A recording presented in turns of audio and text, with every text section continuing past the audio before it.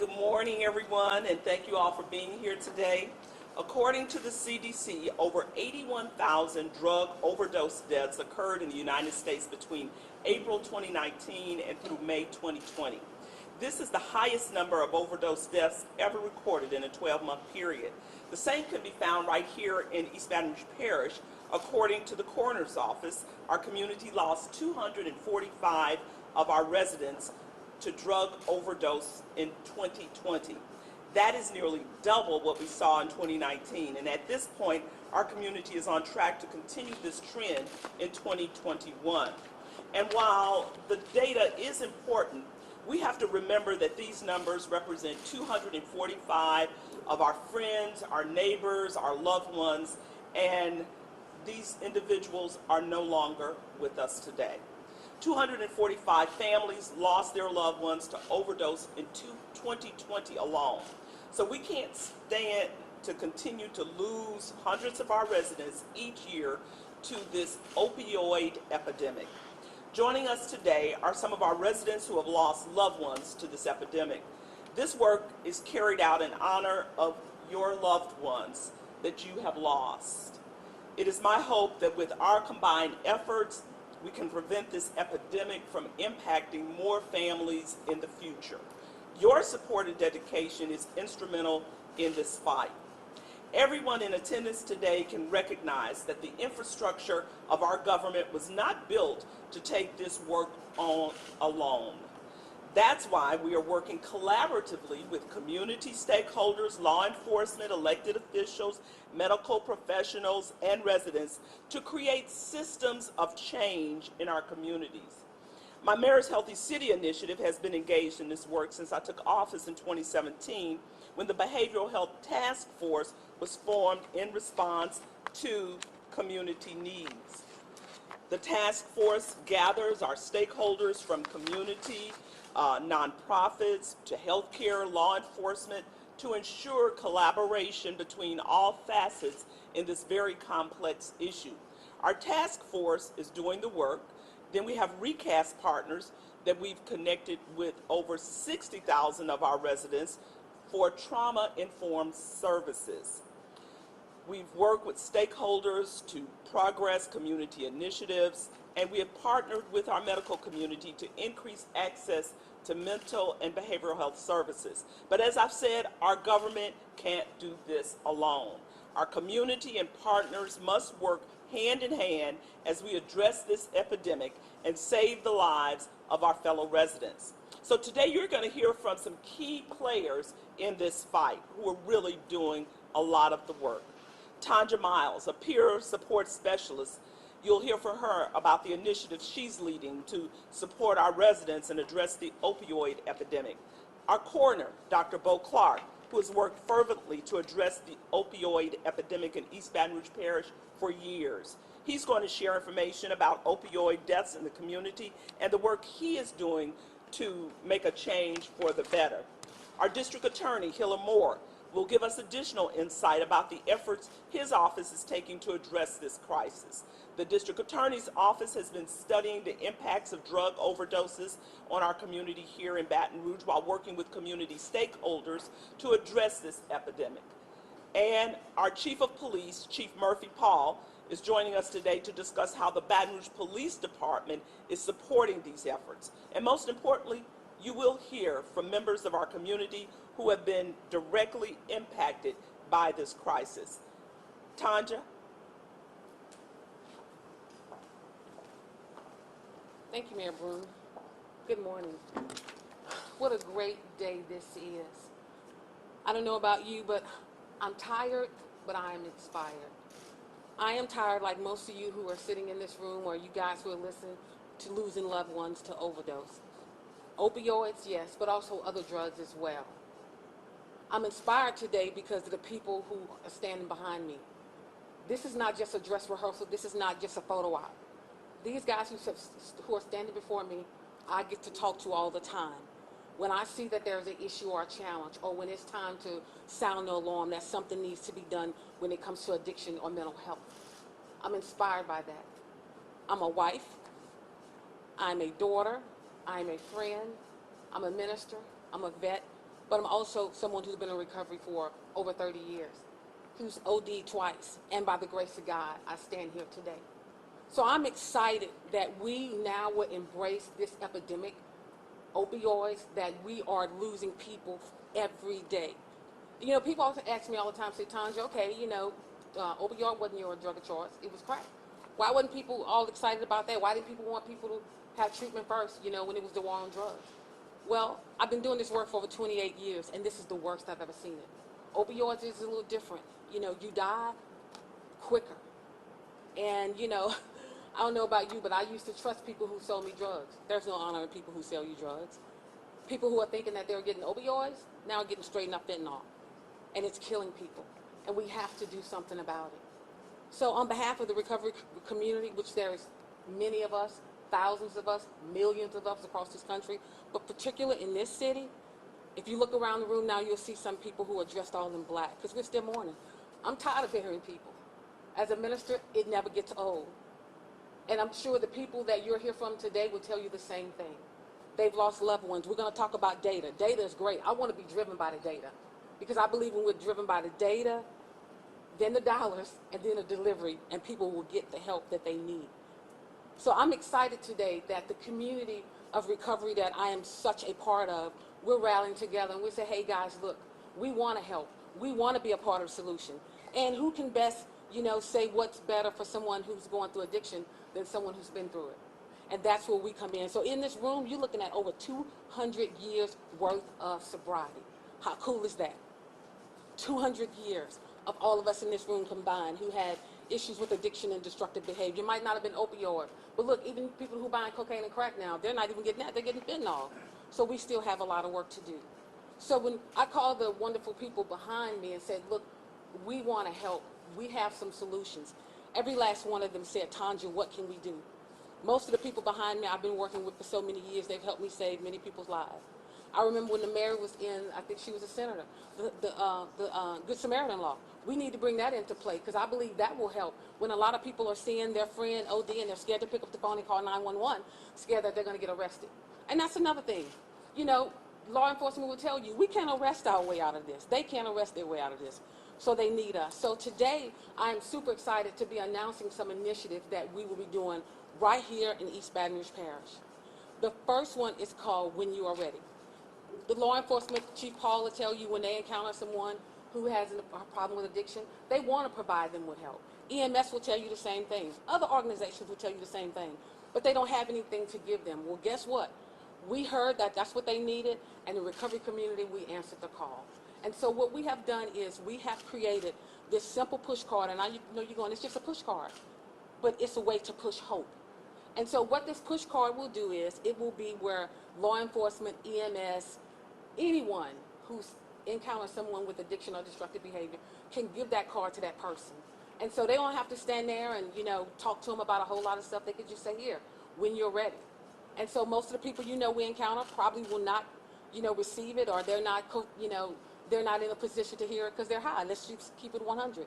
But they can put that card on their person, in their pocket, and then the next day, hopefully when they wake up and they have a come to themselves moment, they'll see that card. And this is the marker of it, when you are ready. We know that the road to recovery is real. And so inside, it will have organizations in our community who are doing the work, treatment centers, because we know first people probably would need to go to detox. So there's a number to the detox. There's number to several other organizations. There's many more, but the reason why we put 5 or 6 is we didn't want to overload people with that. So there's that card. They can pick up the phone and call. So when they are ready, they can call that number and secure a bed. And we know one of the barriers is transportation. Well, our second initiative is called Ride or Die. That person can easily, they'll have that number. We have that number we launched. This whole program will be launching in about 2 weeks on the 27th of February. They'll be able to call that number. Someone will be over there to answer them. They will say, look, hey, I got an appointment at such and such place. They say they can take me tomorrow. Well, what we would do then, when they secure the bed, then we would confirm that that's where they're going, and then at 10 o'clock, we will pick them up by Uber and take them to the program of their choice. Ride or die, it's just that simple. And then the third thing we'll be doing is we're excited about, we're going to be having sober Saturdays. You're going to hear about hotspots. See, that's why we need these guys. I'm a military girl. We all need each other. You know, I don't need to be over here when we know the issue's over here. So we're going to get that information from Chief Paul, from DA Hilary Moore, and then we'll be able to go out in those hotspots. The folks in this room, we know how to talk to people who have issues with addiction and destructive behavior because we've been there. We treat them with love and respect. So we want to go to those areas, give them information, bring resources, food, treatment options, things of that nature that they can need so they can live a better life. And then we'll continue to follow up with them, help them, you know, see where programs are, NA, HA, NA, things of that nature. And those other, there will also be other resources. The Bridge Agency is taking lead on that. So whatever they need, we're going to be there to do this. And it's not something we're just doing this one time. We're doing this for the next 6 months consistently.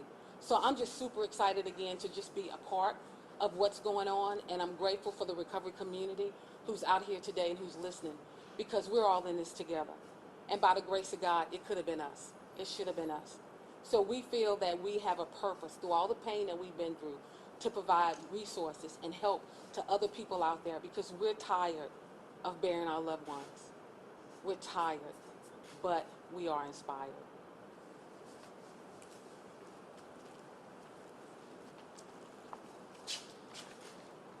Good morning. I'm Dr. Beau Clark. I'm the East Baton Rouge Parish Coroner. Before I begin my remarks this morning, it's real easy for us to sit up here and talk about numbers, right? Talk about statistics. But what I want everybody to recognize and have a presence of is that we're talking about human life. We're talking about our citizens. We're talking about family members, friends, our neighbors. So keep that in mind as we talk about the figures and the numbers, because that's really the crux of the issue, is we're talking about human life. So in 2019, we saw 126 overdose deaths in the parish. That number nearly doubled in 2020 to 245 deaths. I can tell you already now in 2021 we have 22 overdose deaths, with many more pending toxicological results. So that number can increase, as soon as those results come back, by almost 20. The overwhelming culprit right now is fentanyl. It began when I first recognized and alerted the public to the opioid epidemic in 2012. Was when we saw heroin come on the scene. Prior to that, it was the abuse of opioid prescription drugs, then heroin, then a combo of heroin and fentanyl, and oftentimes right now we're seeing just the proliferation of fentanyl into the community. We're even seeing fentanyl cause overdose deaths in people that normally don't abuse opioids. They abuse drugs like cocaine or methamphetamine, and they're being sold fentanyl thinking it is cocaine or methamphetamine and having massive overdose as a result of it. I'm glad that we're today again talking about the opioid epidemic, because one of the major things that happened during 2020 was we stopped talking about it. We didn't no longer bring any awareness to the opioid epidemic. We were constantly talking about the COVID pandemic. So I'm glad that we're again talking about it, because I think awareness of the epidemic is very important in how we create solutions and solve the problem. Recently, I gave an interview to a newspaper about what was the impact of COVID, and that seems to have a huge implication and question in people's minds is, did COVID affect the opioid epidemic? How did it affect the opioid epidemic?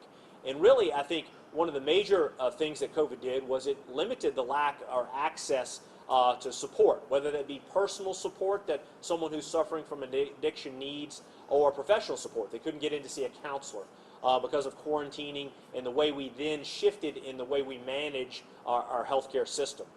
The other issue I saw was just a simple lack of coverage, a lack of awareness. We were no longer speaking about the opioid epidemic often. We were really speaking almost exclusively about the COVID pandemic. So it's nice to see that we're talking about that again, because I see that as a huge help in solving this issue.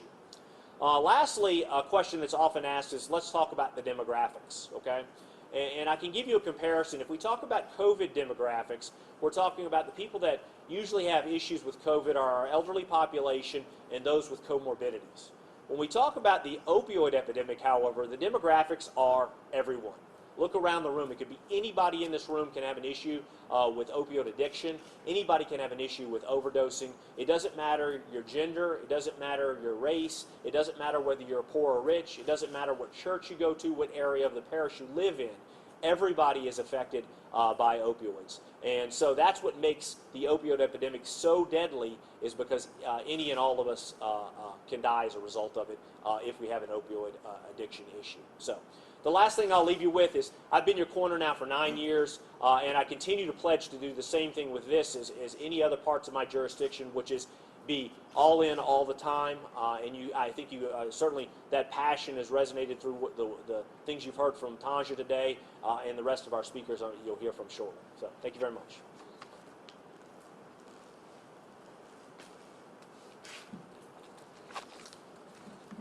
Thank you, Dr. Clark. Good morning, Hilary Moore, District Attorney. In an effort to save lives and help disrupt criminal networks involved in the distribution of opioids in our parish, my office was awarded a top-performing federal grant in 2018. This grant allows us to collaborate with our various partners to collect and analyze relevant and essential data connected to this crisis. Last summer, our office produced the criminal justice response to the opioid crisis in East Baton Rouge Parish. This recommends life-saving best practices, which include conducting more thorough investigations into fatal overdoses, conducting with multiple agencies more cohesively, and identifying indicators connected to the abuse and delivery of drugs so that we may position ourselves as an office to engage with the community in hopes of enhancing the effectiveness of our initiatives with our common goal of saving lives and combating this epidemic.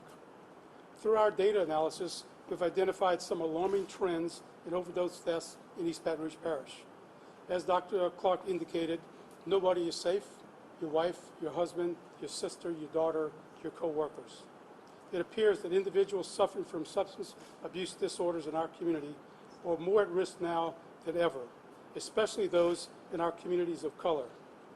Not only have the total number of fatal overdoses nearly doubled year over year, but our data shows that the largest percentage of increase in these fatalities from 2019 to 2020 have been in our communities of color, at 41% of the total deaths in 2020 compared to 29% in 2019, and particularly among women in communities of color, which increased from 32% of the total female deaths in 2020 to 22% from 22% in 2019.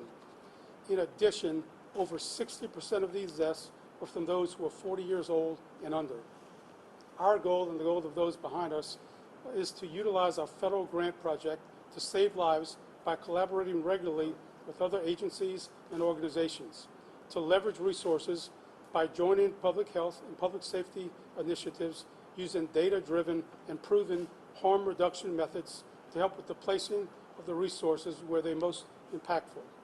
We can do this by adapting our role as an office to engage with our community with education, prevention, and support efforts for individuals with opioid use disorder. Currently, we're planning to partner with EMS to share useful information in an effort to provide more support and resources to individuals with substance abuse disorder. The motive will be to a more comprehensive approach to these individuals so that they may have a better shot at getting the effective treatment and having long-term success.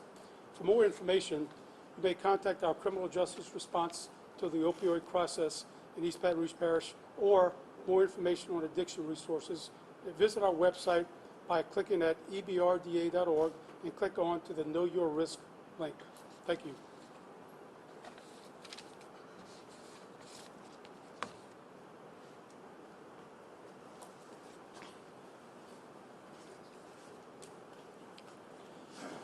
I want to thank the mayor, Hilary Moore, and also Beau Clark and Tanja for bringing us together for this initiative and for their leadership.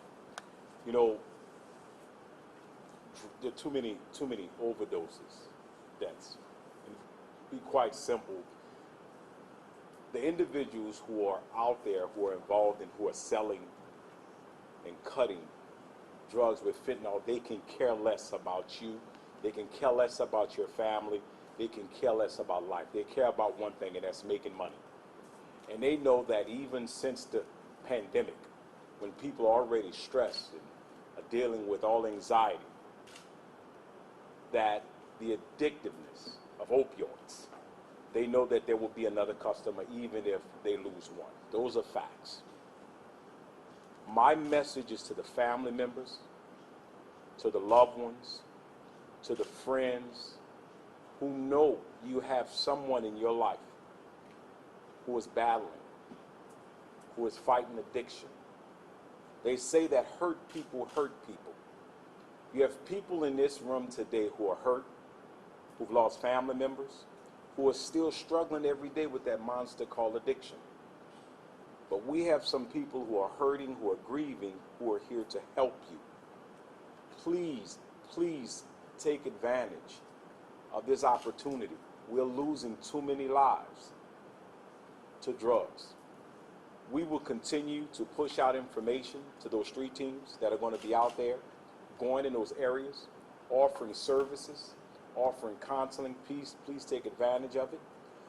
We will be following up with those areas with some enforcement action with our federal partners. So I'm asking you as family members, please take advantage of these services. If you know someone who's struggling with addiction, get them the help that they need. Thank you.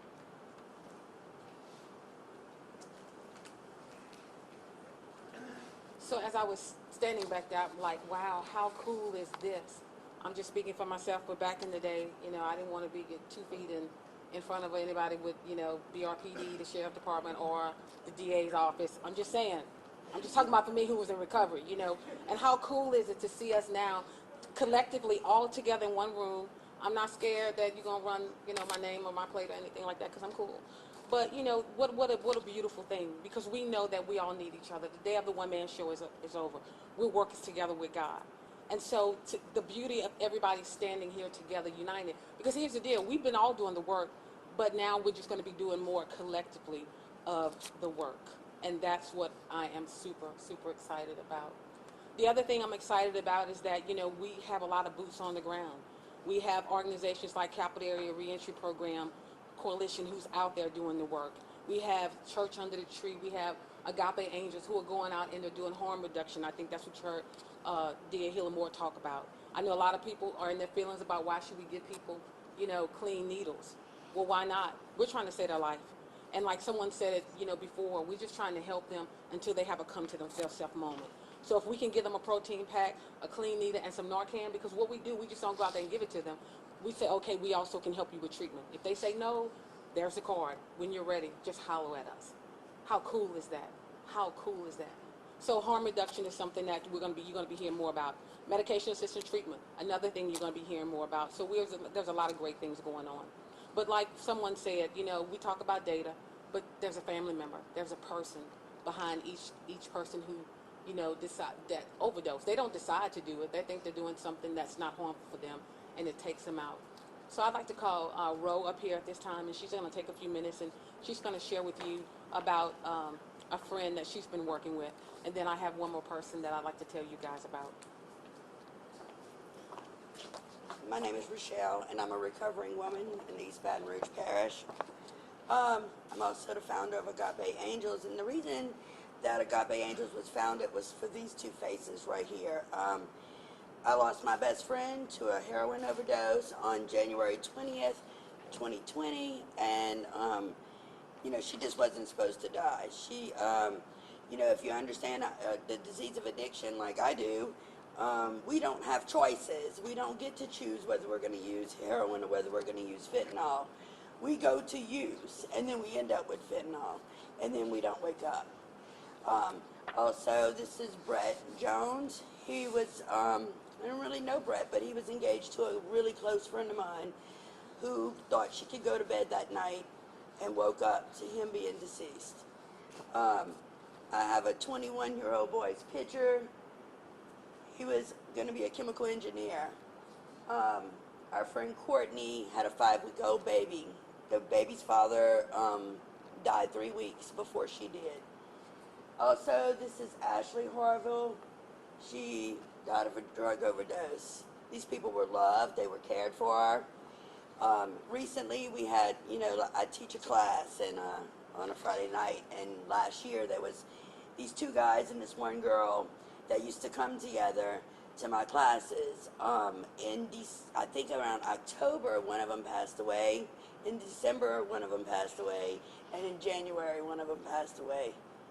Within 5 weeks of each other, they were all gone. This is a community problem, and we have to have a community solution. The reason I created Agape Angels is for no excuses. We'll get you where you need to go. And to see other people doing the same thing and to be able to join our services together is amazing. I've been in the recovery industry for a very long time, and no one has ever been this involved in what we have going on. I'd love to say that when we hear that we get callous to people passing away from addiction, but every single time it knocks me off my feet. It's never the ones you think are going to go. It's always someone you least expected. And the problem, I think, is that the resources and the shame that's connected to being an addict or being an alcoholic is so strong that people don't want to ask for help anymore. And that's why they need us to see that we're not judging them and that we're here for them as a community to try to save them. Thank you. And lastly, I'd like you to see the face of Brian. Brian was a young man who lived here in Baton Rouge. He was doing amazing work. He was a great guy. He had dreams and hope, and his dreams were not to be an addict. Brian lost his life to opioid overdose, and his mom, Gwen, is doing some amazing work. And so we call on people like Gwen who use their pain for their purpose to help other loved ones and friends. Like you heard before, this does not discriminate. Doesn't care what color you are, if you're from the curbside to the country club. It does not discriminate at all. So I'm just super excited again for everyone who stands behind me. Dr. Clark, who answers every call, who calls me, more times, and it's always good. It's not about somebody who's died, which is a good thing. That's what a coroner you normally hear from for. Hilla, who I've been knowing for 15, 16 years, when there was no cameras, on the street of Brookstown, helping us pass out water and hamburgers. And of course, Chief Murphy Paul, who every time I call him, he's always, what can I do? What do my officers need to do? You let me know, and we'll help. And of course, Mayor Broome, who's been a champion for people with mental health and substance abuse when she was a council person. So again, I'm just grateful for everybody who is a part of this, and you will hear more about the initiative, and hopefully we'll save some lives and we'll reduce those numbers. Thank you.